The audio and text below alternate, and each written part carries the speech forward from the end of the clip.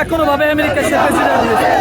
এখন দেখতেছি তার যে প্রতিশ্রুতিগুলো ছিল সব প্রতিশ্রুতি ভেঙে সে কিন্তু অলরেডি মুসলিম যে গণহত্যা, যে নিপীড়ন এবং গাজাবাসীকে একেবারের জন্য চিরতরে উৎখাত করার জন্য যে ষড়যন্ত্রে লিপ্ত হয়েছে, সেই ষড়যন্ত্রের প্রতিবাদে কিন্তু মূলত আজকে আমরা এখানে এই আমেরিকান দূতাবাস ঘেরাও কর্মসূচি নিয়ে এখানে উপস্থিত হয়েছে।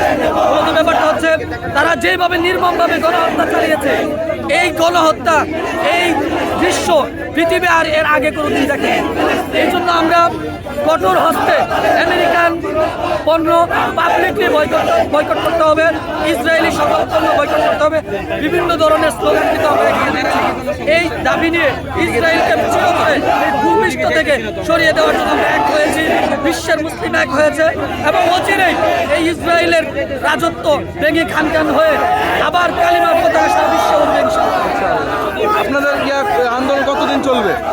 আমাদের আন্দোলন ক্রমেই বেড়ে চলবে, এমনকি যদি বিশ্ব মুসলিম এক না হয় এবং সারা বিশ্বের জাতিসংঘ সহ সবাই মিলে যদি ইসরায়েলের এই গণহত্যা বন্ধ না করে, আমরা দিন দিন এই আন্দোলন গণজাগরণে আমরা ইসরায়েল হামাসের উপর, বিশেষ করে ফিলিস্তিনের উপর যে আক্রমণ হামলা চলতেছে, এটা শুধু আজকে নয় বা হঠাৎ করে শুরু হয়েছে এমনটা নয়।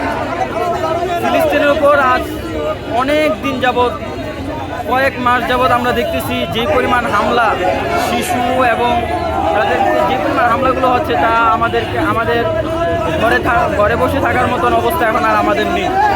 সেই জায়গা থেকে বাংলাদেশের ধর্মপ্রাণ মুসলমান এখন আজকে রাস্তায় নেমে এসছে। আমরা দেখতে পাচ্ছি মানুষের ভিতরে ফিলিস্তিনের মানুষের জন্য এত ভালোবাসা কাজ করতেছে, তারা তাদের জন্য জীবন দিতেও প্রস্তুত।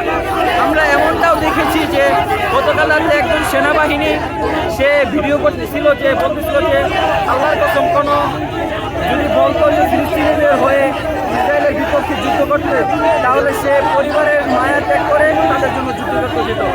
আপনি এটা দ্বারা আমরা এটা বুঝতে পারি যে বাংলাদেশের সেনাবাহিনীরাও কতটা ধর্মপ্রাণ, তারা কতটা ফিলিস্তিনিদের পক্ষে এবং তাদেরকে কতটা ভালোবাসে।